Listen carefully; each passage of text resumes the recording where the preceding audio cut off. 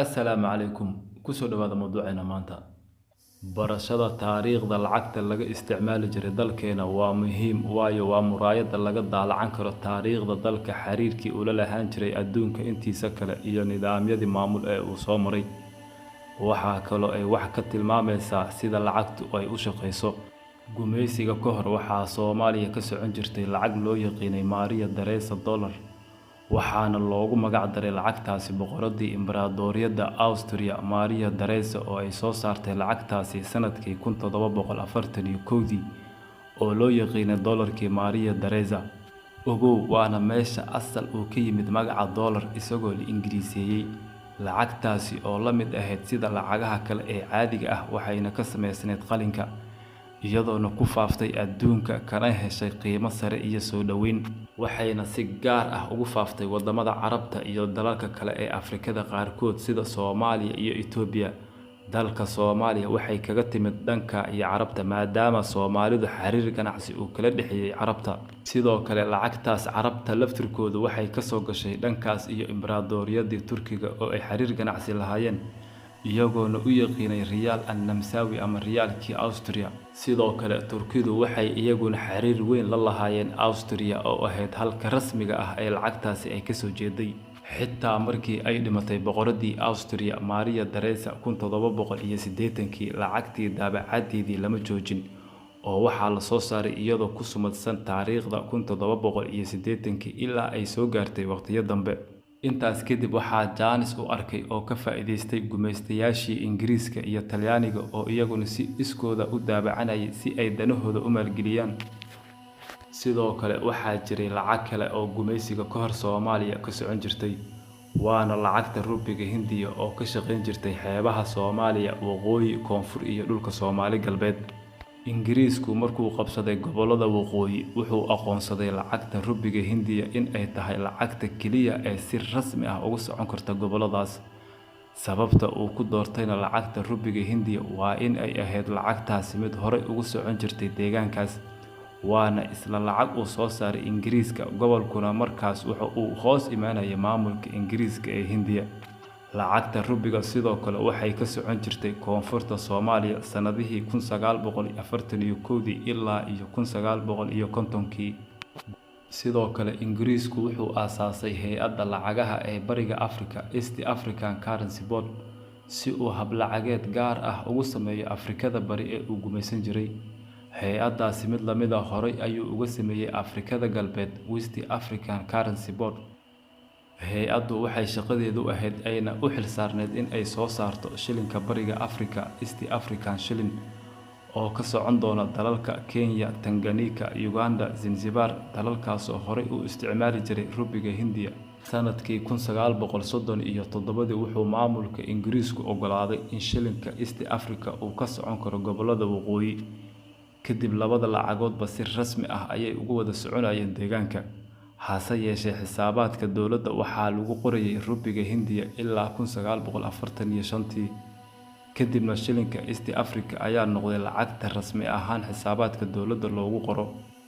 Rubiga Hindiya ee Ingiriisku soo saarayay waxaa isticmaalkeeda la joojiyay markii Hindiya qaadatay xornimadeedii sanadkii 1947.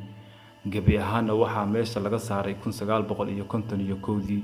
Lacagta East African Shilling iyadu waxay ka soconaysay gobolada waqooyi ilaa 1960 oo ah markii gobonimada la qaatay. Waxaa kaloo xusid mudan taariikhda in gobolada waqooyi gaar ahaan xeebaha waqooyi Zaylac iyo Berbera waxaa iyaguna ka socon jiray lacag qadaadiic ah oo qurushta Masar ah.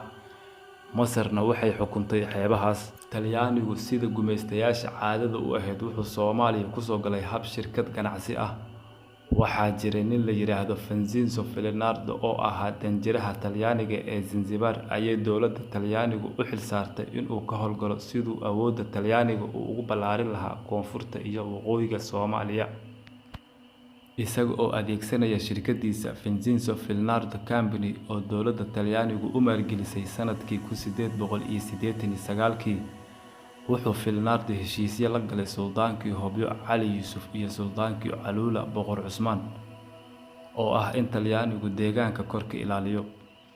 wuxuuna soo saaray 1893 lacag xaashi ah oo 5 rubiyadood ah oo loogu magac daray Bono di Casa. lacagtana waxaa ku qornaa Itala Cadale 15 Luulyo 1893, waxayna ahayd ballanqaad in qofkii xaashidaas ama boonadaas sita loogu bedelo 5 rubiyadood oo qalin ah markuu dalbado. shirkaddii Felinardo waxaa irdaha loo soo laabay sanadkii 1886 kadib markay si xun ugu khasaartay, waxaana bedeshay shirkad kale oo la yiraahdo Società Commerciale Italiana della Banaadir. kadib sanadkii 1905 waxay dowladda Talyaanigu xeebta Banaadir ka iibsatay suldaanka Zanzibar iyadoo bixisay 144,000 oo sterlin, waxayna ku dhawaaqday mustacmaradda Talyaaniga ee koonfurta Soomaaliya, waxayna xamar ka dhigatay magaalo madaxda. isla sanadkii 1905 Talyaanigu wuxuu soo saaray lacag liira ah oo 1 senti ah oo sarif u noqota Maria Teresa dilar. halkii Maria Teresa wuxuu u dhigmay 150 senti. hase yeeshee lacagtaasi way ka socon weyday xagga iyo suuqyada iyo seeladaha, kamana helin wax aqbalaad ah. markii ay tallaabadaasi fashilantay, waxay dowladda Talyaanigu soo saartay hab lacageed cusub. waxay samaysay 1905 rubiyad Talyaani ah oo qalin ah oo u qaybsanta qadaadiic, waxaana dhacday in sicirka qalinku uu ka qaaliyoobay suuqyada adduunka, saameyn weynna uu ku yeeshay wareegii lacagtii rubiyadda Talyaaniga. sababtoo ah qalinka ay lacagtu ka samaysan tahay ayaa lacagta lafteeda ka qiimo batay. taasi waxay sababtay in dadweynuhu ay keydsadaan rubiyadda oo ka samaysnayd qalin, kadibna ay suuqa ku yaraato si wareegga lacagta loo dheelitiro.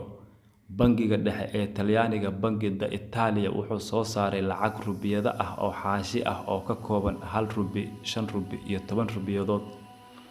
lacagtaasi xaashida rubiyadaha ah si fiican ayay u shaqaysay, suuqana u gashay iyadoo buuxisay baahi loo qabay.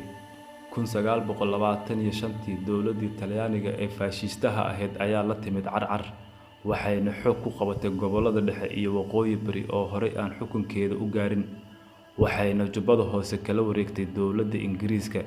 isla sanadkaas 1925 ayay dowladda Talyaanigu mar kale bedeshay habka lacagaha, waxay dalkoo idil ku soo rogtay isticmaalka liiraha Talyaaniga oo bedelay lacagihii kale oo dhan.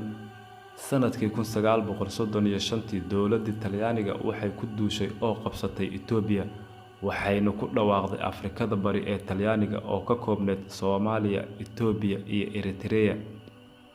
waxay saddexdaasi dal u soo saartay lacag liira Talyaani ah oo gaar ahaan dalalkaasi loogu talagalay.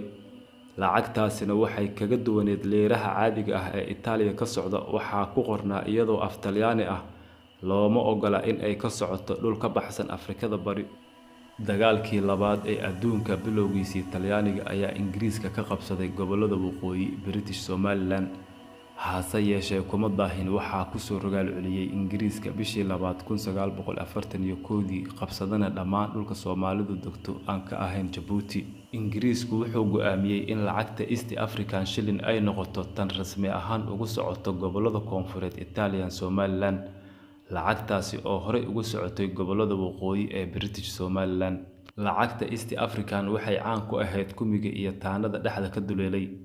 erayada kumi iyo taano waa af Swahili oo waxay nooga yimaadeen xagga iyo East Africa, micnahooduna waa 10 senti iyo 5 senti. waxaa kaloo Soomaaliya ka socotay lacagta rubiyadda Hindiya oo dhinac socotay shilinka East Africa. halkii rubiyad waxay u dhigantay shilin iyo bar. sida la ogyahay, sanadkii 1950 gobollada koonfureed waxaa lagu wareejiyay maamulka Talyaaniga oo ay ilaaliso Qaramada Midoobay. Talyaanigu waxa uu dalka ku soo noqday bishii Abriil 1950. bil kadib waxa uu soo saaray lacag cusub oo uu ugu magac daray Somalo. lacagtaasi qiimaheeda iyo qaybaha ay ka kooban tahayba waxa uu ku jaangooyay shilinka East Africa. wuxuu aasaasay hay'adda wareegga lacagta ee Soomaaliya oo uu u xilsaaray soo saarista lacagta Somalo, isagoo ka tixraacay habkii ay u shaqeynaysay hay'addii East African Currency Board. wuxuu daabacday xaashi lacageed oo u qaybsanta 100, 10, 20, 5 ilaa 1 Somalo iyo lacag kale oo qadaadiic Somalo ah.